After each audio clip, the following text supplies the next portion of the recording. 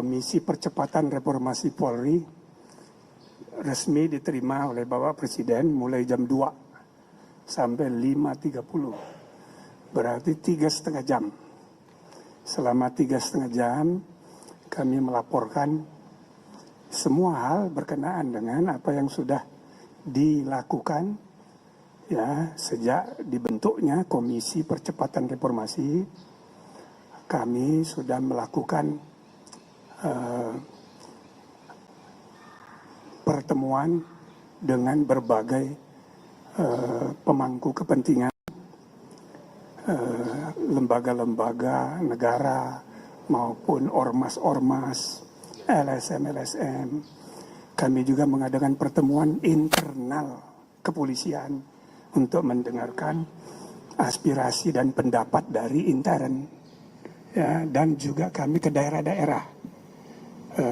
Tidak semua provinsi, tapi provinsi dan kabupaten yang dianggap utama kami datangi, kita dengarkan juga ya aspirasi yang tumbuh berkembang dalam rangka reformasi kepolisian Republik Indonesia yang diamanatkan oleh Bapak Presiden. Dan sebagaimana pada pertemuan pertama setelah pelantikan, Bapak Presiden sudah menyampaikan arahan tidak menentukan berapa lama waktu untuk bekerjanya KPRP, tapi kami memasang target 3 bulan. Maka selama 3 bulan, alhamdulillah kami sudah menyelesaikan, ya, walaupun baru dapat waktu karena kesibukan Bapak Presiden, dan juga kami manfaatkan untuk memfinalisasi yang belum tuntas. Sehingga sekarang yang kami laporkan tadi sebanyak 10 buku. Nah, itu menyangkut keseluruhan policy reform, policy alternatif untuk dijalankan oleh pemerintah ya maupun oleh Polri secara internal. Jadi kami usulkan supaya dibentuk revisi undang-undang tentang Polri yang nanti akan di follow up dengan adanya peraturan pemerintah atau perpres berikut inpres yang memberikan instruksi kepada Kapolri dan jajaran untuk menjalankan rekomendasi yang sudah disepakati di dalam laporan ini. Nah, termasuk di dalamnya agenda untuk reformasi internal yang harus mengubah sekitar, atau bukan sekitar, sudah kita hitung 8 perpol peraturan Polri dan 24 perkap peraturan Kapolri yang diharapkan selesai sampai 2029. Nah, jadi apa yang kami hasilkan ini bukan hanya agenda jangka pendek, tapi juga sampai jangka menengah sampai 2029.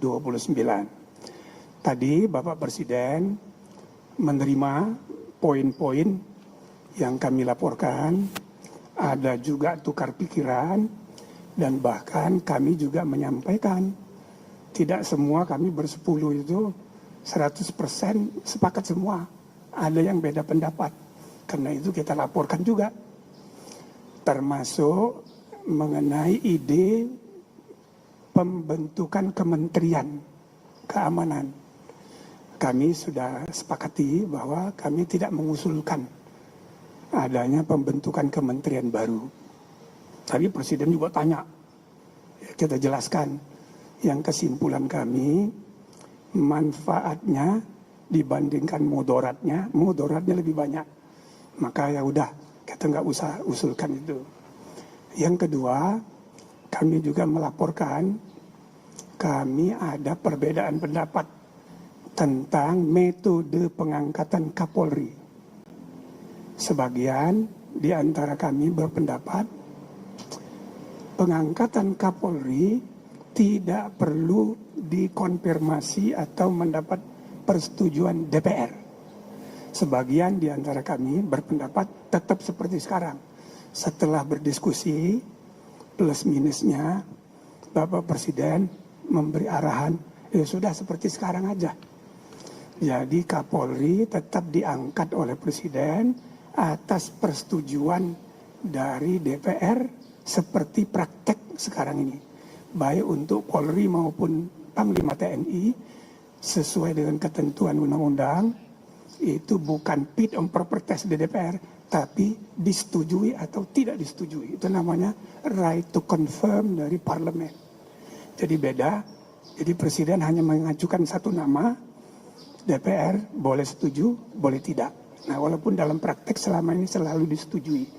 Nah jadi Bapak Presiden sesudah berdiskusi panjang, memutuskan ya udah tetap aja seperti sekarang. Tapi poin ketiga sebagai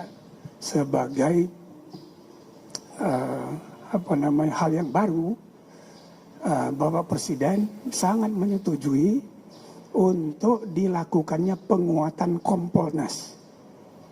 Ya, Komisi Kepolisian Republik Indonesia diperkuat sehingga keputusan dan rekomendasinya mengikat.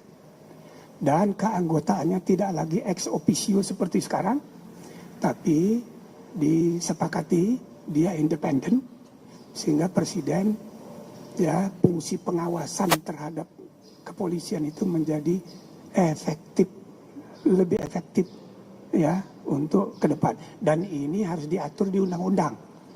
Nah tadi sudah diputuskan bahwa di undang-undang itu nanti diserahkan pada proses penyiapannya, dan bahkan sekarang sudah ada rancangan undang-undang yang siap dibahas di DPR. Nah di situ aja kita masukkan poin-poin baru hasil reformasi Komisi Reformasi ini. Nah poin yang terakhir adalah mengenai pengaturan, pembatasan mengenai jabatan yang dapat diduduki oleh Polri di luar struktur kepolisian. Nah, jadi tadi diputuskan oleh Bapak Presiden harus ditentukan secara limitatif jabatan mana saja seperti di Undang-Undang TNI. Jadi tidak seperti sekarang tidak ada batasan.